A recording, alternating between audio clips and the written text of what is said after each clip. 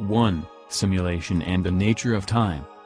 The simulation hypothesis has some interesting implications for the way time is conceived. In the conventional view, four-dimensional space-time is a block, with the past, present, and future all coexistent but separated by their positioning along the time axis. Another way to think of this is to compare space-time to a book, each page of which constitutes an instant of three-dimensional reality, with time in the role of pagination. Since the pages are laid out in order, this view is consistent with the time-symmetric nature of classical physics. It is also consistent with the second law of thermodynamics, as long as we define the terms earlier and later to mean that the earlier page has less entropy than the later page. Thus conventional physics gives us space-time as a book, with past, present, and future all real and coexistent. We also have page numbers, that is, a thermodynamic arrow of time. What we do not have, however, is a present moment or a sense of flow. A novel on a shelf is very democratic, all pages are equal, and it makes no sense to ask what is happening to a character right now. The answer would be nothing or everything. Enter the simulation hypothesis. If however someone takes the book off the shelf and begins to read, the notion of a present moment suddenly makes sense. It is perfectly acceptable to ask someone what part of the story they are up to, by which we mean, what page are you interacting with, directing your attention to, with respect to the library clock. In the novel on the shelf, the characters are at once born, living, and dead. Once it is taken off the shelf and actually read by someone, the act of reading augments the arrow of time with a flow of time centered on the present moment, and the characters actually live out their lives. The conventional view of space-time offers no explanation for the sense of now or the flow of time. Both of these properties fall out naturally from the simulation hypothesis, which implies that time is multidimensional, with four-dimensional space-time defining the extent of the simulation, and five-dimensional library time giving us the simulation in play. 2. The body as a wetware user interface app. Neuroscientists enamored by the physicalist paradigm have long tried with mixed success to explain away, thorny issues like consciousness, volition, and qualia. If the simulation hypothesis is correct, the brain-body becomes an avatar, and they get an instant reprieve from such mental gymnastics. In the life as a simulation view, the job of the wetware UI we call the brain is simply to relay sensory information to a user in an entirely different realm and to respond as an actuator to incoming motor signals.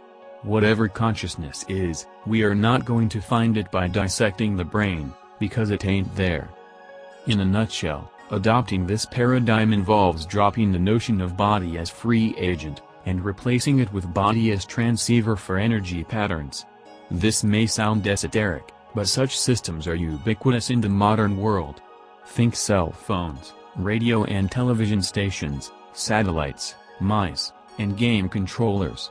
All of these devices share a similar architecture, the combination of a sensor, modulator, and transmitter, or the inverse, a receiver, demodulator, and actuator. In the case of the body, both types operate simultaneously. Patterns outbound, sensor/modulator/transmitter, a sensor responds to time-varying energies in the environment by generating a corresponding signal. A microphone, for example, converts pressure waves in the air into a stream of electrical fluctuations. The modulator takes this signal and packages it for transmission by applying it to a carrier wave. At an old-fashioned radio station, for example, the current from the microphone is reproduced as changes in the amplitude of an electromagnetic wave, a process known as amplitude modulation, AM. Or the signal can be represented by variations in frequency, that is frequency modulation, FM. Finally, the transmitter broadcasts the modulated carrier wave, thus sending the original energy pattern on its way. Patterns inbound, receiver/demodulator/actuator, assuming the broadcast reaches its target, it is picked up by a receiver such as a TV antenna or a Bluetooth dongle. The demodulator retrieves the data of interest from the carrier wave in order to reconstitute the original time series. This stream is passed to an actuator such as headphones or a mouse driver, which then generates a correlate of the initial energy pattern, effectively recreating that aspect of the distant environment.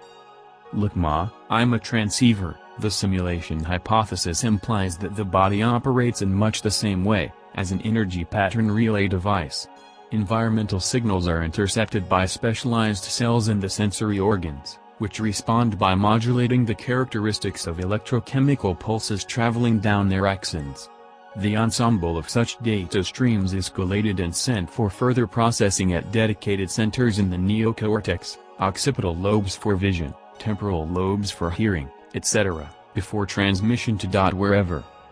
Once this information is received, the signals are demodulated and parsed to actuators designed to recreate the energy patterns in our environment, with the goal of conveying to whomever a sense of our experience of the world.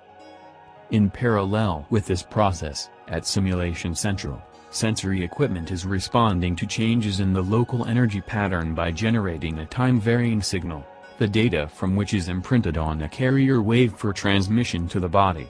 In the centers of the brain responsible for signal reception, this information is received, demodulated, and routed to controllers, in the motor cortex, for application to actuators, muscle groups, thereby reproducing a correlate of the time-varying energy patterns occurring at the source.